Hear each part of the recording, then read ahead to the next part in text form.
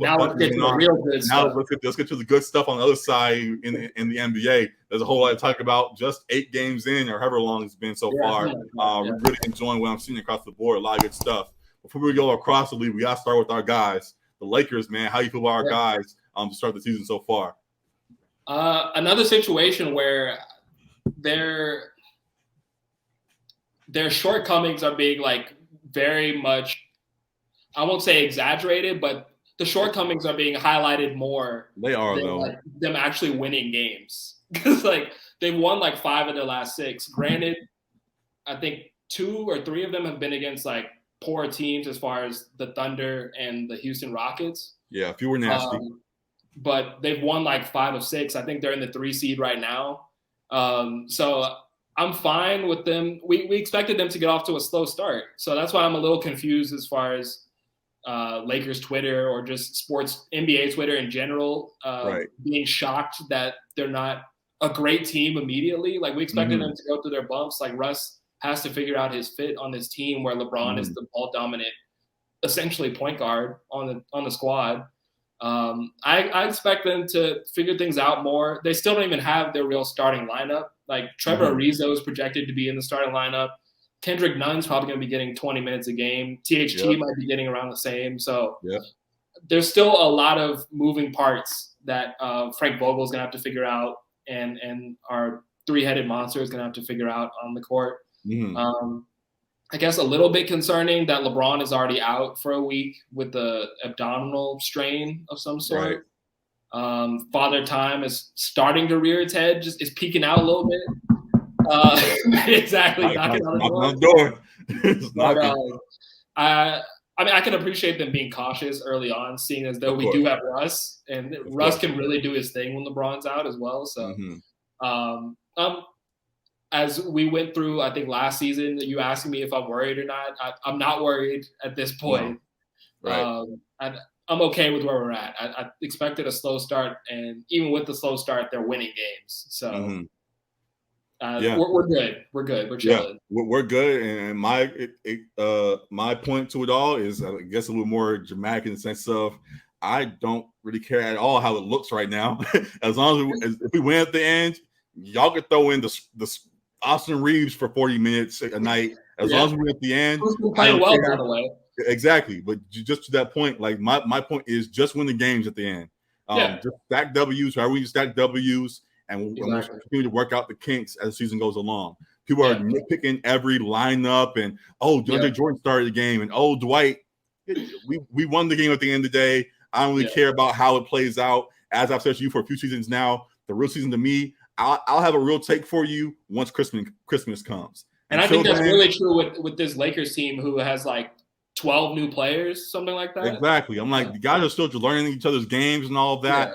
I don't really care how it looks right now. It's going to be entertaining because they're working it out, and we're going to get some dramatic games like we have so far. But as long as we win at the end of the day, I whatever. Put Russ at center for all I care. Just win games, because the West and the East now, both races are going to be very tight, even with playing games and all of that. So if you start racking up L's early, that could play a big part later on in the season. So that's what we're looking for.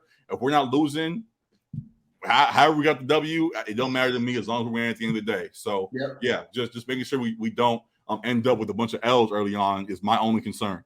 Right. Yeah. Staying above that the play-in range. So exactly. Even if they do end up falling to 6, which I don't see that happening with how talented we are, but as long as they're out of that play-in range, they'll be fine. But I believe they will be a top 3 seed. I agree. It's all said and done at the end of the regular season. So I agree. Don't panic, LA fans. No, please don't. So very, very still very fine with how the team's going so far. Is there any other note really for the Lakers right now? I can't think of any of these other storylines. You mentioned the LeBron injury.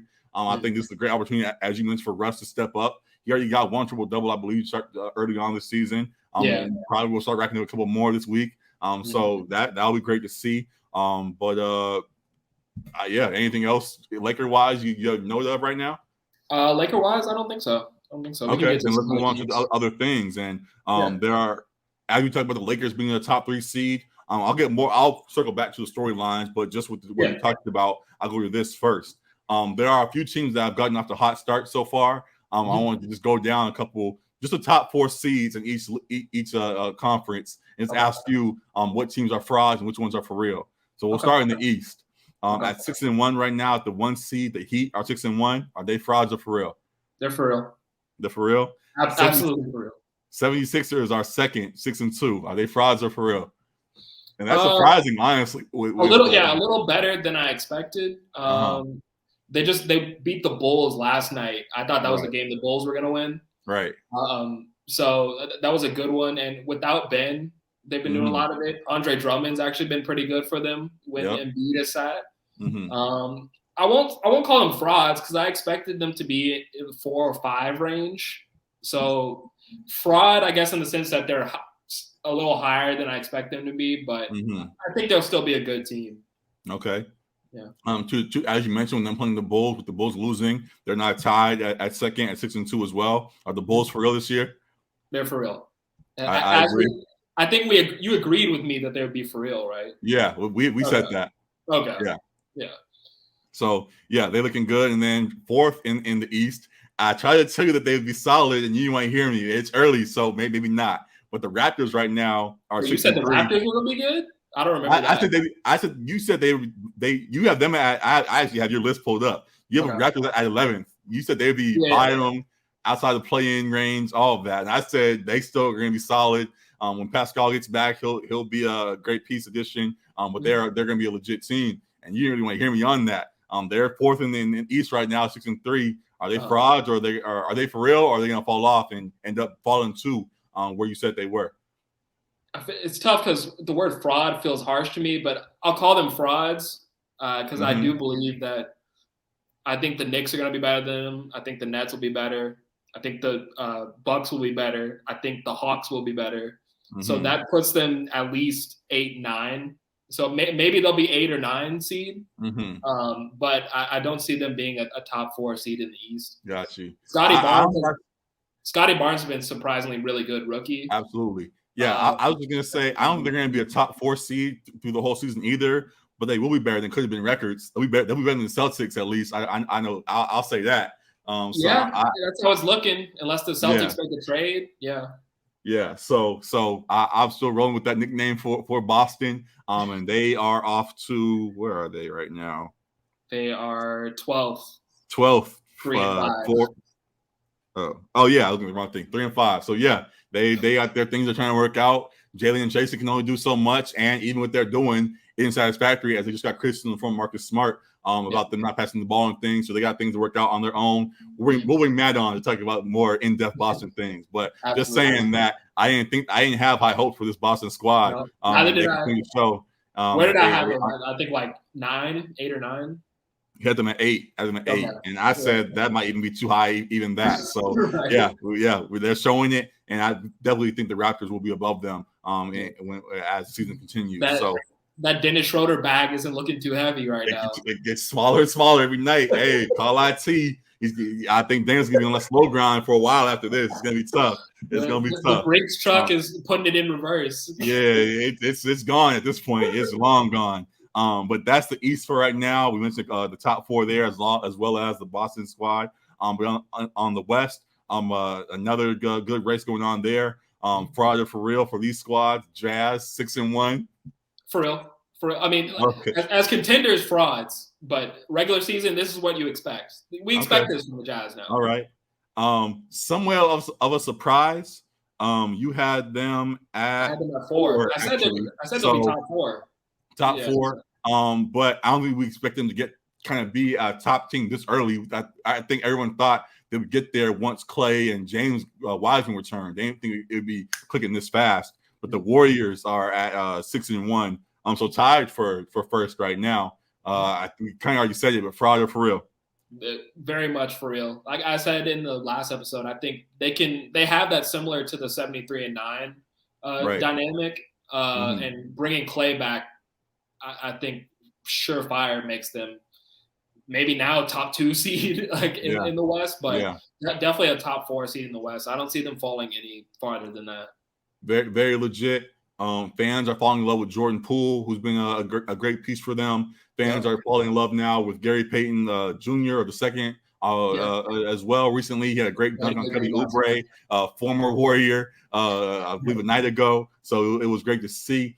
And to that point, with them playing the Hornets, there was a lot of talk. Still, there's going to be talk forever about how much of a fit, how this team will look had they drafted a LaMelo instead of James Wiseman. Seeing how the Warriors are doing right now, do you think that LaMelo still is needed for this squad, or Wiseman still was the right pick? Wiseman was not the right pick. LaMelo definitely was. But, I mean, I don't know if LaMelo would have had, like, the reins to completely be the same LaMelo that he is now, like, next to Steph. Impossible for us to know. But I think LaMelo was definitely, like, he's the generational passer versus Wiseman. We still haven't seen what he can be yet. I mean, he's still young as well, too.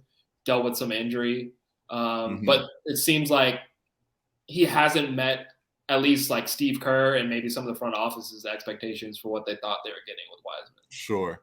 To be honest, and while there has been internal frustration, as you mentioned, I think for fan service, LaMelo would have been the right pick. But I do actually think Wiseman still is the right pick for Golden State. We see that they have plenty of guards. They have all the wing pieces that they need over there.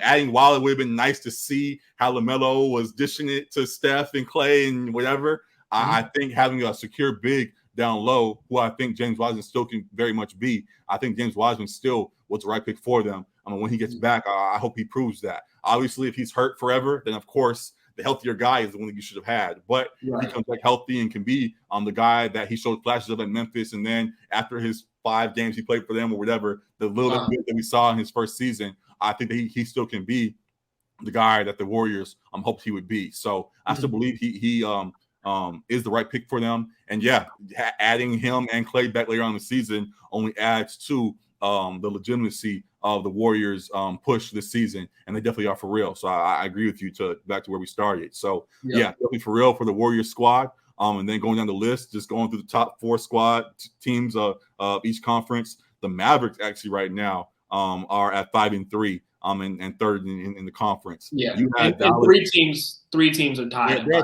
I'll mention all 3 of them, but Dallas was the first one that I saw. You had them at 8 at the end of the season.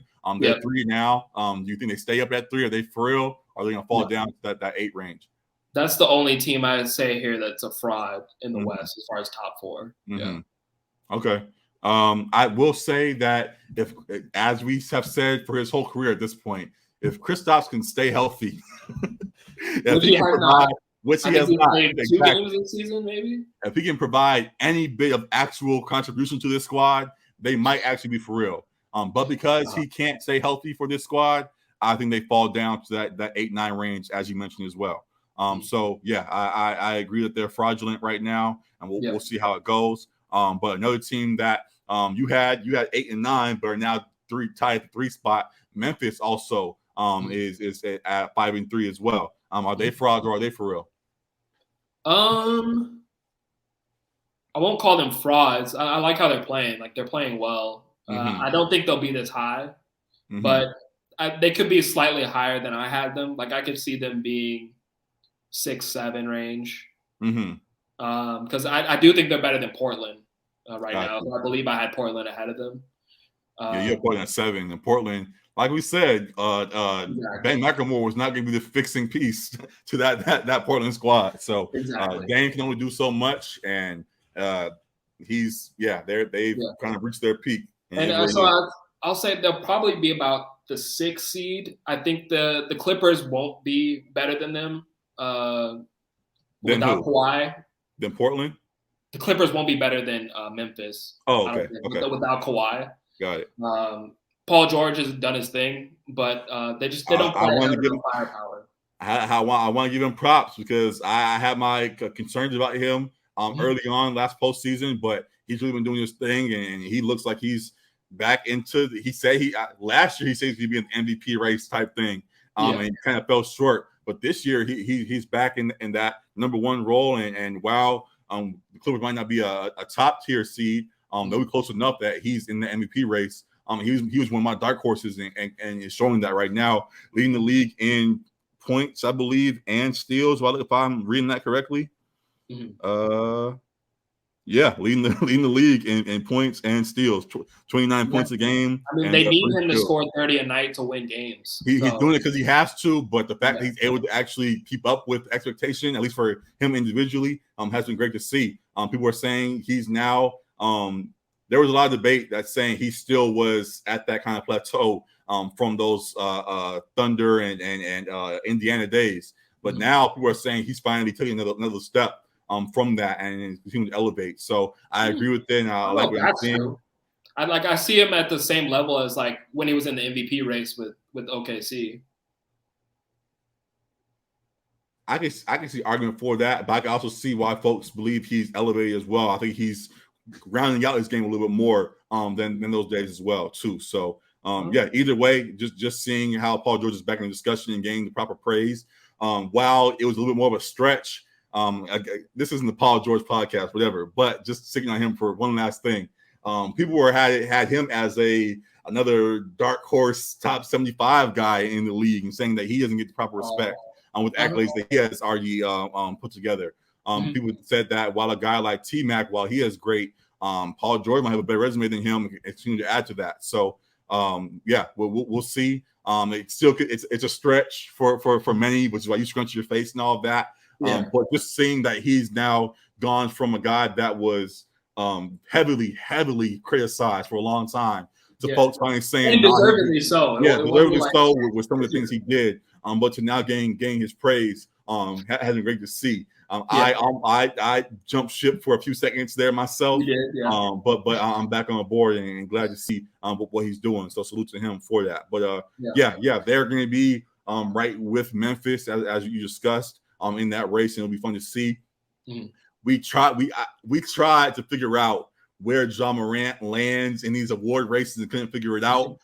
He looks really good right now. Yeah, he does. See him. What race do you see him in right now that he could potentially still an award from?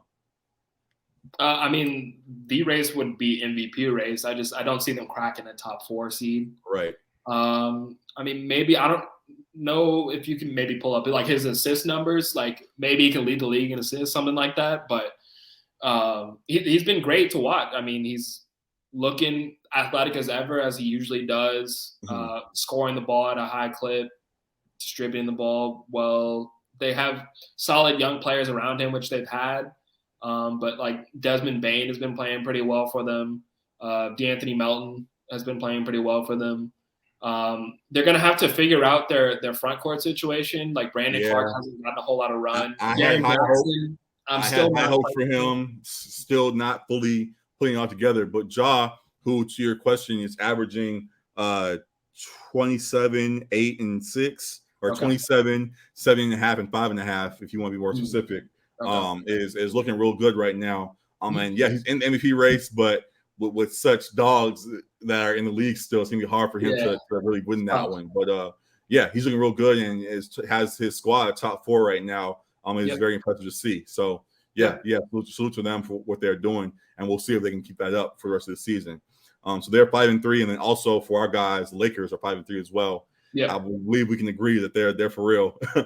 While they may not look like they're for real right now through their whatever mess going on, they will round it out, and I believe they will get right and rolling going forward. And the threat that we believe they will be. So like we talked about, their like shortcomings have been highlighted, but other teams' shortcomings haven't been. I mean, exactly. Like we've seen, like the Phoenix Suns. I'm surprised that they're 3-3. Like I expected them to be a little bit better. Maybe some of that is like the finals hangover, if you want to attribute it to that. Some of that is DeAndre Ayton. Hey, UC was ahead of them though.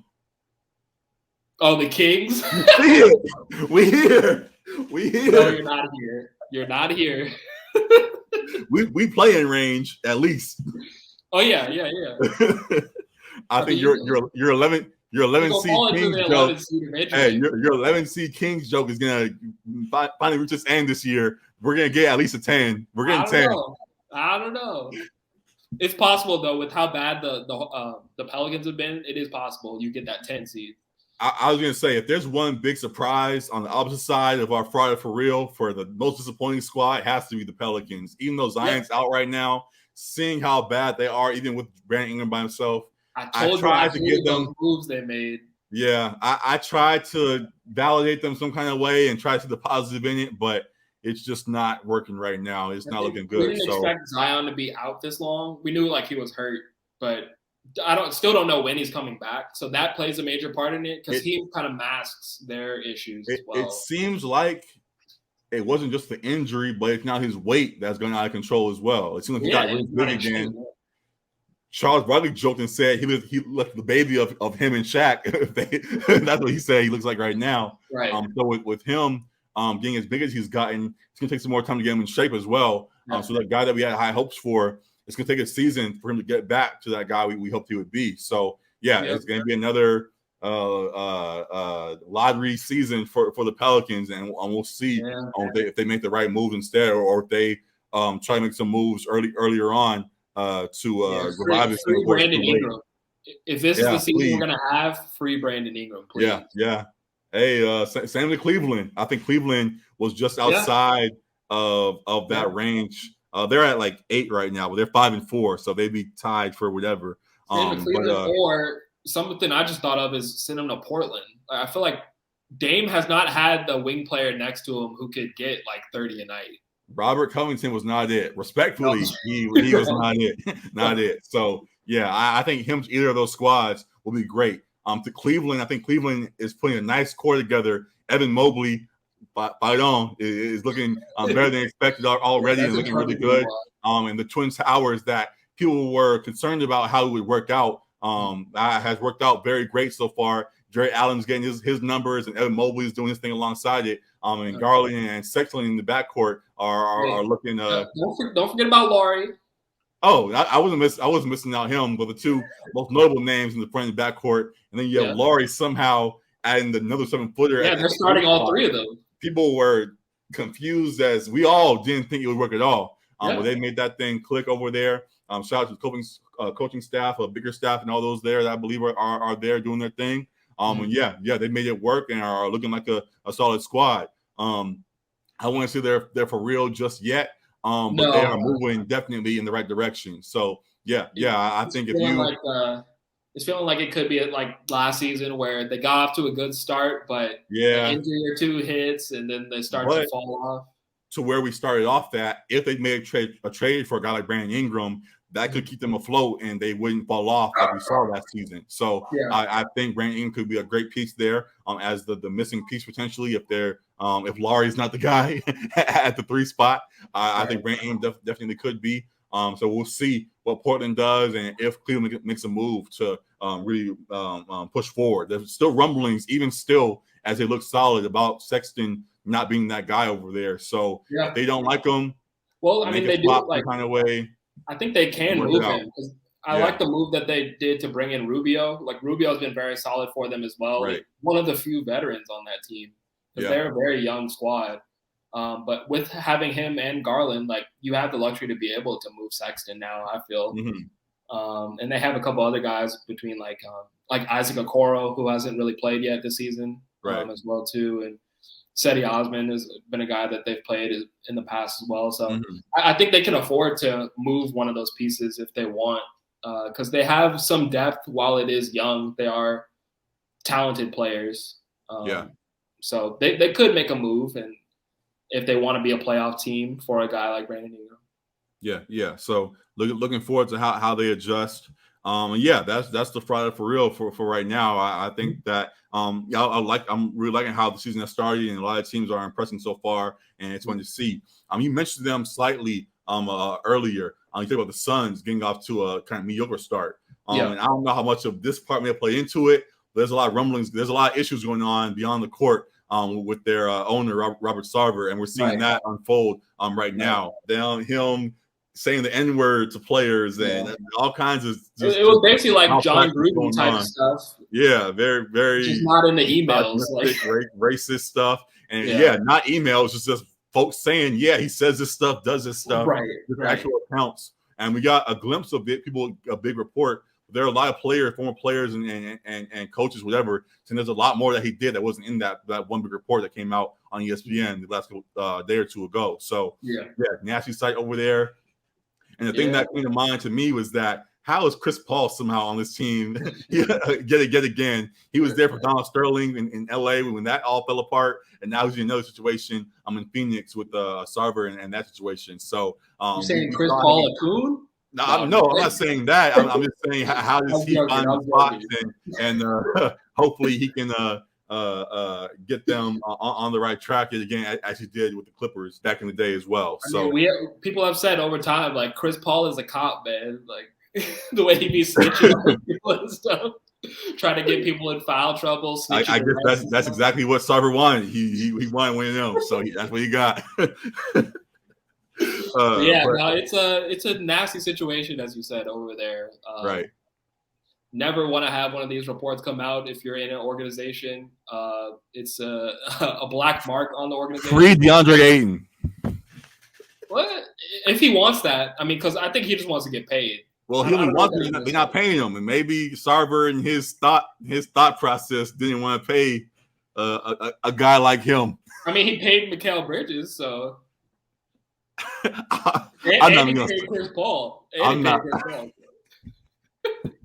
even gonna say what came to mind. I'll text you right now and let you have a reaction real quick. What are you gonna say, that he ain't light skinned like them or something like that?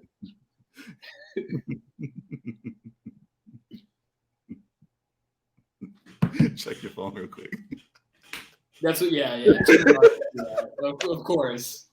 Hey, when y'all can continue to watch and y'all support the show and we get a Patreon, I'll start saying what comes to mind there. But for right now, y'all just get the reaction from Alec, and we'll move on that way. But there might be a reason why DeAndre ain't getting his money, but hopefully he does. They do justify. They do fix that. He gets what he deserves, and they can stay there because we saw what they did. And DeAndre was a big piece of that, and deserves his money. So hopefully they get do right by him and can fix whatever's going on off the court with Sarver and all of that. So just wanted to mention that real quick as it continues to unfold.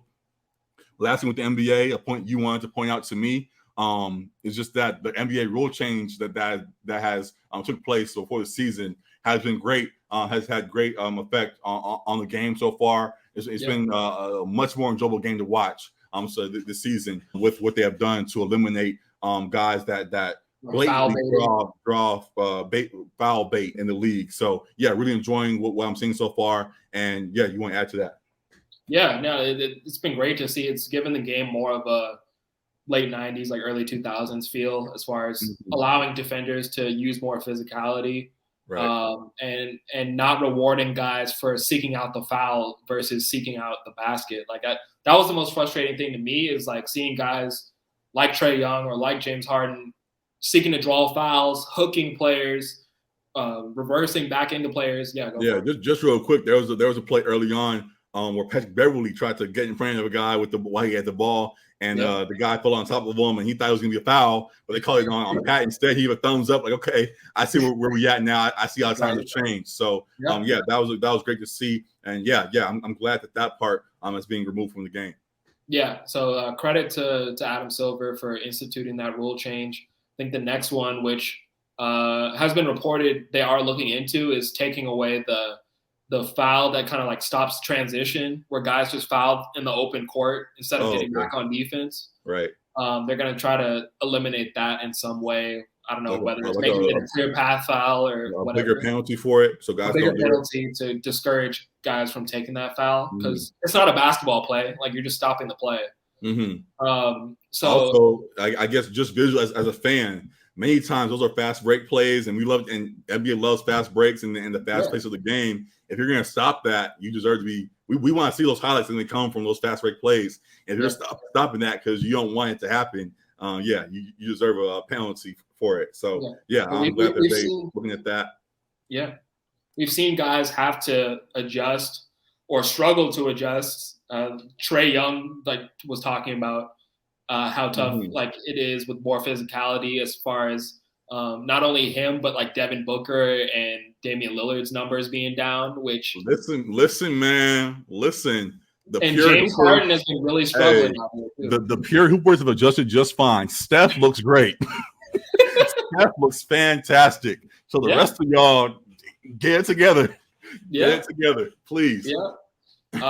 But it's been clear that it's had an effect on the game. I think defensive ratings have been like lower, which is better than they have been in many recent years. Mm-hmm. So as someone who likes to play defense when I play basketball and just watch good defense, like it's been great to see that change being made in the league. So I'm happy and hope we get more of the same, as I talked about with the clear path foul. As I joked about with the pure hooper thing, when people like to look at the real breakdown of the game, the analysis of it, the X's and O's of it all, we start getting better schematics now in the game and plays and all of that. Once the plays of guys just trying to draw fouls, as you said, are eliminated, and it's really more towards how can you find your spots and all of that. So yeah, I'm definitely enjoying what I'm seeing so far, and glad they did it. I believe the Olympic, as we mentioned, the Olympics play a big part. Seeing how they struggled to adjust to that early on really helped. And seeing the difference between how the game should be played versus how we play it here. Now getting back to the real, I guess how you want to describe it. I'm really enjoying it. So very fun things there. Fun things across the league. Any other NBA note you want to make real quick? Any other surprises you want to point out? Yeah, I was just going to mention player, team, whatever. Yeah, the Bucks as well have been 4-4. They've dealt with some injury. I think that might be a little bit of finals hangover as well too. Just Drew and Olympic hangover, because Drew and Middleton both went to the Olympics, but I think Middleton's out because of COVID protocols, but Drew has been injured. So they've missed those two and have right now they sit at 11, but I still think they'll be a top seed when it's all said and done. Just wanted to shout out the Hornets. They've been one of the more fun teams to watch, obviously. Miles Bridges, the 1 year we didn't put him in MIP, he's finally having the MIP season. Exactly. He proves us wrong every year some kind of way. He's legit. On and off the court, he can rap. I enjoy mixtape recently. I think he's under the name of RTBMB, something like that. My apologies if I got that wrong, but put a nice little tape recently. He can rap. He hoops as good as anybody right now. Definitely a great person to follow there. Enjoying what he's doing. So yeah, the Hornets are doing their thing. I guess kind of on the last question I may have, outside that top four in the West, the Nuggets right below them are 4-4.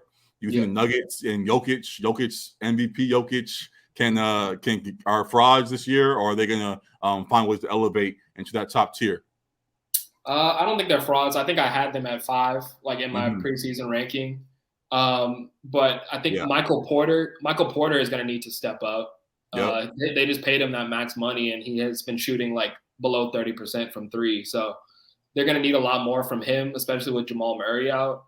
They paid him big money. People had high hopes for him, and he has not delivered up to that standard just yet. So exactly, But that's kind of where I expected them to be, like in that middle of the pack in the West. With Jamal Murray out, I think he might be able to come back for playoff time. So that could be interesting. But they're about like where I expect them to be. Jokic is still playing at his MVP level, but around him, he's got good players, but not great players. So. Got it. So we'll see how that plays out. But fun things, NFL, NBA across the board, loving it all, or most of it, as we mentioned. I'm excited for how the rest of those seasons play out. Now looking elsewhere, in the MLB, the Dodgers didn't win, but we won in the sense of the Astros lost. The Braves won the World Series, thankfully. A little worried for a second once the Astros won. I believe that was Game 5 and had that 3-2. But Game 6, the Braves closed it out, and it was great to see. I believe it was somewhat of a blowout, right? Didn't they win? It was like 7-8 to what was the final score of that last game? I forgot. It was like 8-0, I think. Yeah, 8-0. They ended it early, so it was great to see. And glad that Atlanta finally got one. they finally won something. Yeah. I mean, I didn't just when I saw the montage video of like Georgia losing to Alabama, the Falcons blowing the 28-3 lead, like I didn't realize how much pain Atlanta sports have been through in the past 5 years alone, but it's been rough for y'all. Yep. So I was honestly happy to see them win, especially since they beat the Astros, which it was anyone but the Astros. Once the Dodgers are out of it, anyone but the Astros. Please. So, it brings joy to my heart that the only ring they've been able to get was with cheating. Like they've been beat every single other time once they made it to the World Series. So I will say, kind of to that note, I have a question when we get to the Dodgers, but I'll save it. But yeah, talk about the Astros real quick. Yeah. I think, they've got Hall of Fame level players there. It'll be interesting to see if they get the Hall of Fame after the scandal. Yeah.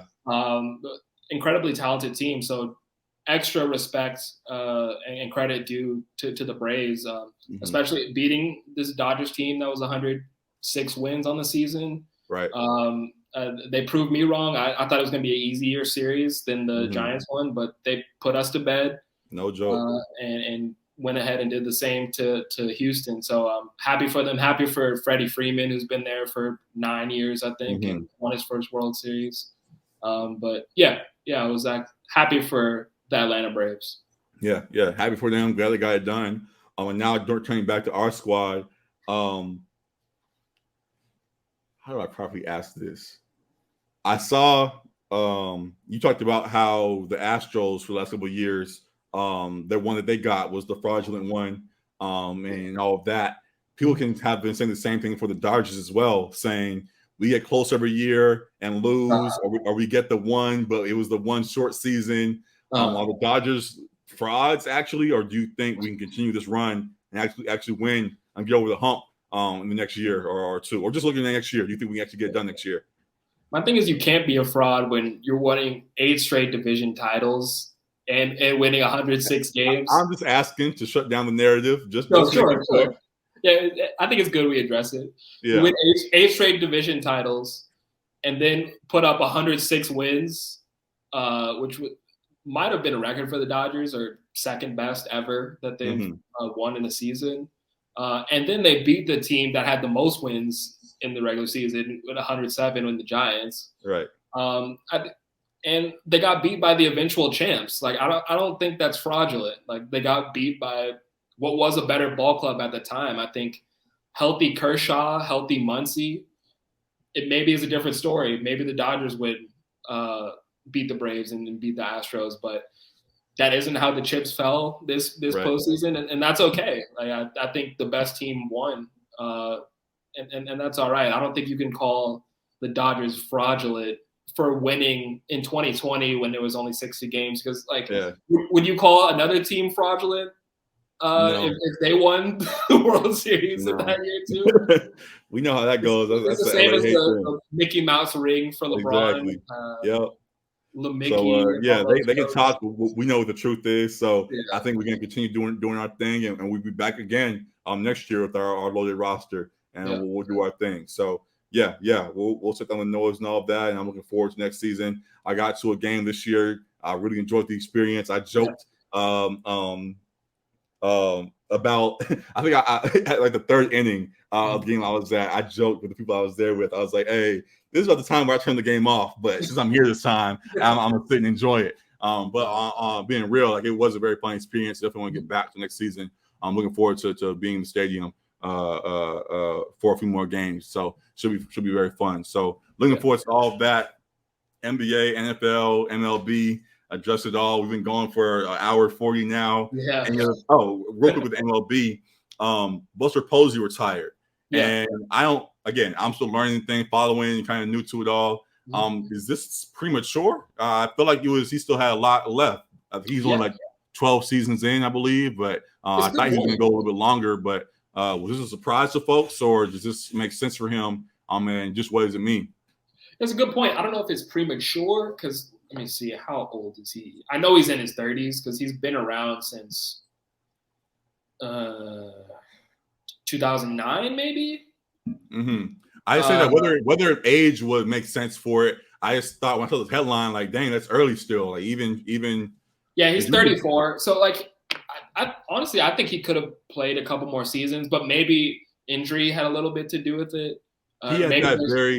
He was one that broke his leg a while ago, right? At the collision on a couple years ago, wherever that was. Yeah. I remember that was like that was a very big play, I thought, where he crashed at home base or home plate, broke his leg or something like that, and was out. Mm-hmm. So that's kind of the last. I'm learning, but I think he maybe it was this situation where he felt like this was his best chance to win it all again. Mm-hmm. 'Cause he's already won 3 World Series with the Giants, right? So he's got that under his belt. I know. True. He might have had a Rookie of the Year. He's got a ton of accolades because he had a really great tenure with the Giants. People said first ballot. Yeah, obviously first ballot Hall of Famer. Okay. And I think, it might have been a situation where it was like we won 107 games. Like this is the best team we've had in a really long time. Like this is our chance to do it all again. If it doesn't happen, this is like my final attempt at it. Right. But I'm not sure exactly what went into his decision to retire because he's 34. You got guys like Yadier Molina who are still around playing catcher, right? And you got older guys in the league that still play. So who knows? Who knows exactly? We had Albert Pujols on our team, who's like 41. So Big Al. Yes. So who knows? But if this is for sure the end and he doesn't play again, congrats to him on a very successful career, as you said. Definitely first ballot Hall of Famer. So gave the Dodgers grief for many seasons. So in a way, I'm happy he's heading out the door. But congrats to him. Definitely. So that was the last thing I wanted to mention. I remember seeing that recently going on there. So. Great things, like I said, across the board, NFL, NBA, and MLB, and all of that. Lastly, as we now are preparing to close, last little things, any shows you're watching now? There was, Don Glover came out and said, stop comparing my show to Dave. We are not the same. There's levels to this shit. And didn't he delete one of those tweets too? He did all of it, I thought. I got receipts and all kinds of stuff he was saying. Saying shots about how folks have been. Somebody got to him and was like, "Hey, yo, Dave's pretty good, man. I don't know if you want to talk shit like that." Hey, I don't know why do you. No, but I will say to his credit, like Atlanta is one of the better shows that has come out in the past couple of years. Yeah. And it was, while there are comparisons to Dave, like there's nothing quite like that show Atlanta. So I understand where he's coming from there. And I'm excited for a new season of it for sure. Definitely. Those are great characters on that show. Obviously we've been watching Succession. Well, have you been watching the new season? I haven't started yet. I have to get to it. I gotta I gotta make sure I like binging it. So I kind of let a few episodes pass and then I'll start and watch a bunch at once. So now you get started this weekend. This weekend, I'll watch and then watch episode 4, I believe that comes out on Sunday. So I'll be caught up. Yeah, no, it's been great. It's been great so far. Another heater. I mean, they don't miss. They do not miss. It's in that echelon of the Game of Thrones, The Wire, like the top HBO shows ever. So, what else? I'm gonna keep saying it though. While I haven't watched Succession yet. The Wu-Tang show, I've yet to see a bad episode. You've been saying that every week. So I say it every week. They are the weekly show, even though they're on streaming. They're a weekly show as well. Okay. Every week, I'm like, dang, this might be the best episode. Oh wait, no, this might be the best episode. Like they have continued to improve each week, thoroughly and enjoying it. I think the season's about to end fairly soon, but the first 2 seasons they've got it right. So I'm enjoying what I'm seeing so far. And I definitely think you should check that out. So that's definitely a good one right now. For sure. All right. And then I was gonna say, I don't know if you've heard that show, Midnight Mass. Me and Alana have been watching that. It's a new Netflix horror movie, horror show, kind of. Yes, no. Horror show, kind of along the similar themes as like The Haunting of Hill House or like Haunting of Bly Manor. I just watched Hill House. That was pretty good. I'm about to watch Manor as well. So Bly Manor is really good too. It is? Okay, good. So I'm about to start that also. And then I'll go to Midnight Mass and Succession, all of that. So it's all in there. I've heard. I've been watching the king of the mid shows, All American as well too. You're still watching that? Turn that off. Stop torturing yourself. I'm on the final season of it. Hold on. Season 3 to finish. Hold on. Let's support our people. if you're gonna watch a show and you're committed to watching this show, go ahead and watch the show. That's what I'm saying. I gotta finish it. Do I think you should? I think season 4 just started on the CW as well too, so I'm gonna have to watch that too when it drops on Netflix. Yeah.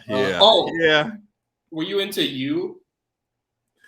I was at first, and I got kind of annoyed for whatever reason, and kind of left it alone. But I'll get back to it. It was a good show. It's not a bad show at all. I don't know. I didn't get as caught up in it as everyone else did. So I was like, oh, it's back. It's on the list. I'll get to it. Oh, interesting. Yeah, no. Season 3 was great. Alana and I were wrapped up in it. Yeah. Okay. Yeah. Yeah. I like the show. I just didn't get as hyped as everyone else did. Okay. After like the second season. So yeah. I'll get to it though. It's a good one. Good stuff. That's it for the show side, I believe. I'm probably the one person on earth that still puts on Impractical Jokers at the middle of the night and watches that.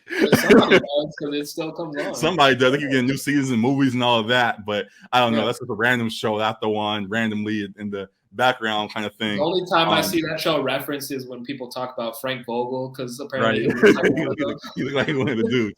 Yeah.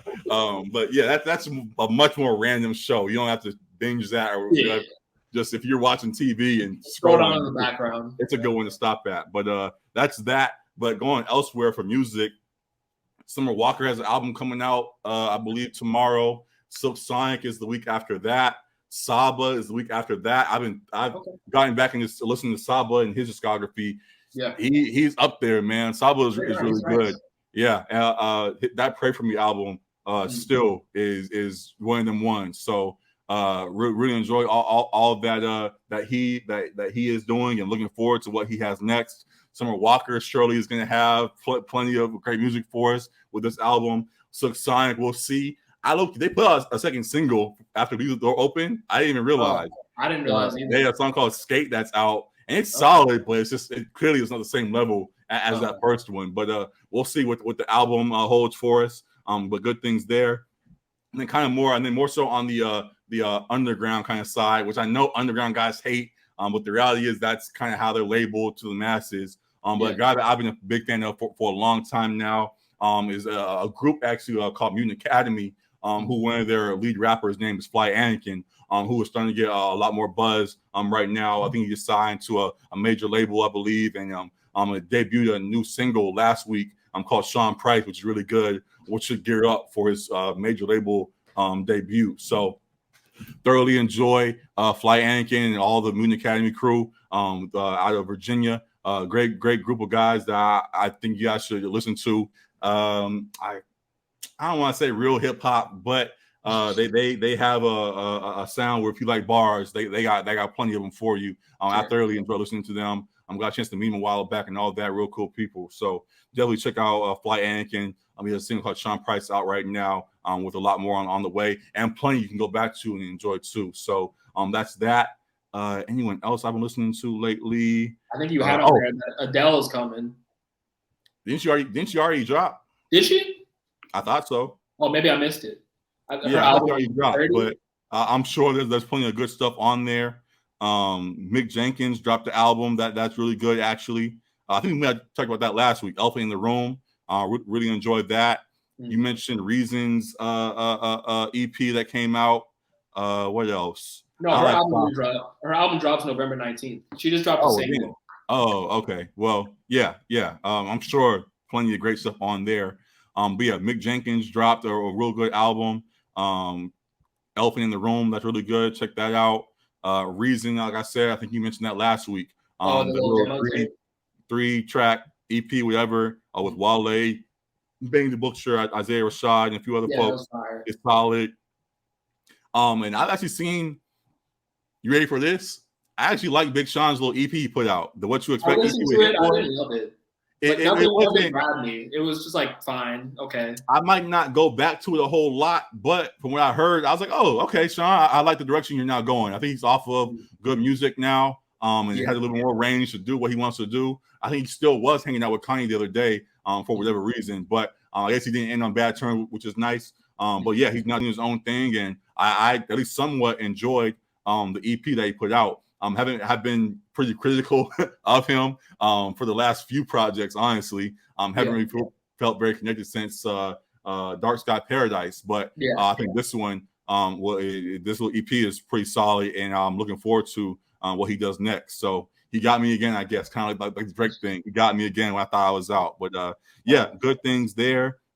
Mega Stallion on the women's side put out a mixtape in a way of like freestyles and stuff. I mentioned Miles Bridges, RTBMB has a mixtape called Halftime that's out. Should have called it MIP. Should have.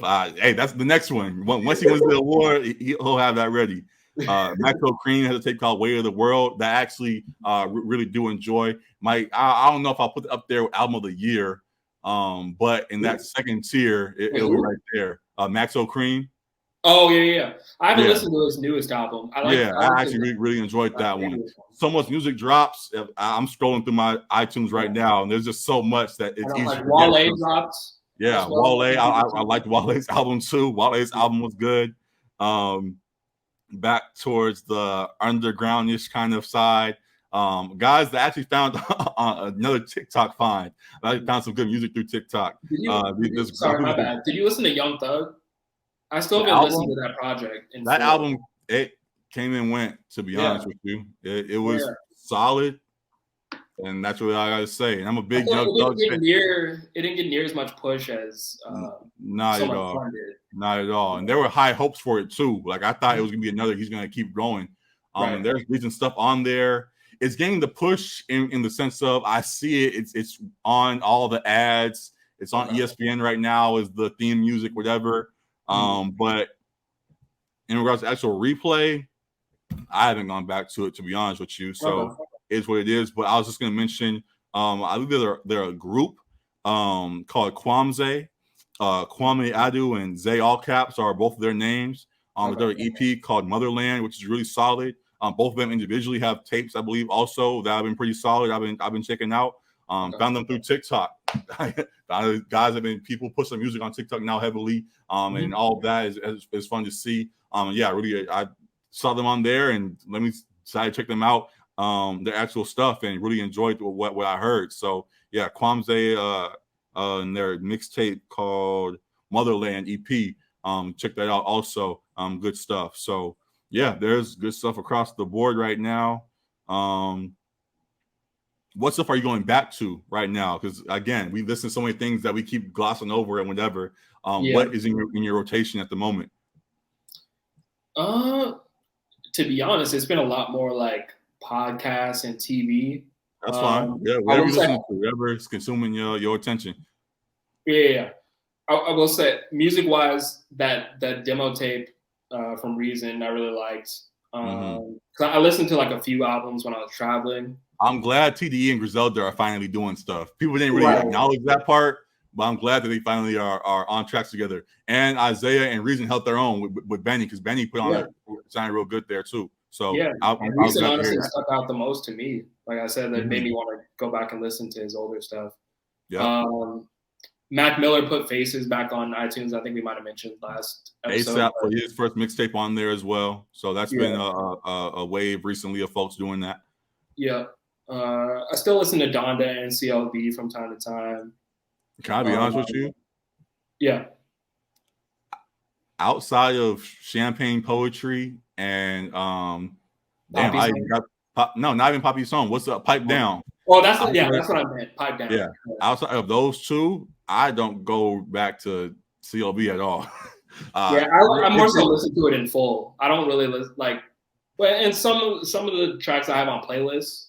So that's kind of where I hear, but as he wanted. So I mean, it's working. I'm not saying it flopped. It's whatever. For my case, like I got 2 songs from it, and I'm cool. So maybe I'll go back and listen to it in full and grab some other ones later on. But I got 2 right now. But I got a whole bunch from Donda still. Actually, I've been going back to that a lot myself. So yeah, I've enjoyed that. Yeah. All right. Yeah. Well, I think that's enough for the night. We got about 2 hours. I will say lastly, in regards to actual rotation, Wale's album, actually, I've been listening to a lot. There's a lot of good stuff on there. Payroll Giovanni, who is somebody I listen to a whole lot, put out a good album called Giovanni's Way. I'm really enjoying that. On the pop side, Pink Panthers, I like her, actually. She's very much a TikTok girl. I'm sure you've heard her songs on TikTok or whatever. Probably, yeah. But she put out an album, To Hell With It is the name of it, that I actually enjoy. So there's that. Did you ever check out Zach Fox's album that dropped? No, I haven't. No, I didn't listen to it either. But people have been saying good things about it, so I'll get to it. And then lastly, I think I mentioned his name a long while ago. There's this guy named Big Baby Gucci. I know his name may sound away to folks, whatever. But I actually like the music he puts out. He has an album called Human that he put out recently that I've listened to a lot too.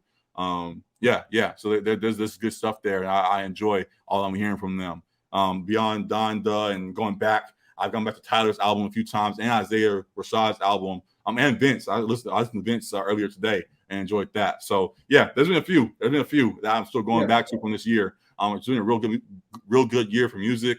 Still might get Kendrick on the way. He's going to be at the Day in Vegas concert in a couple weeks, I believe. And then we'll have the halftime show for the Super Bowl in February. Hopefully sometime in between there, the new project that he teased, at least with his last statement about TDE. He puts that out. So that still is on the way. But yeah, good stuff. J. Cole as well. I'm just throwing out names at this point. But yeah, there's a lot of music out right now that I'm thoroughly enjoying that you guys should check out as well. And yeah, just great stuff across the board beyond the sport that we talked about too. So great things across, like I said, across the board, enjoying it all. We'll get out of here for today. We went 2 hours this time. Sorry if it was too long for y'all. But appreciate you guys for tuning in. Make sure you subscribe to the show. Follow us on IG and TikTok at Section.300. Twitter, Section Sports. Follow me at Just Say G Online. Follow Alec at Legacy24. So like, review, subscribe, all of that, whether you're on YouTube or our podcast services. And yeah, we'll be back with a whole lot more things going forward. Appreciate you guys so much for tuning in. And we out of here, man. Peace. I can see you ready to go, Alec. We gone, man. We gone, man. We out of here. I'm trying to watch this Laker game.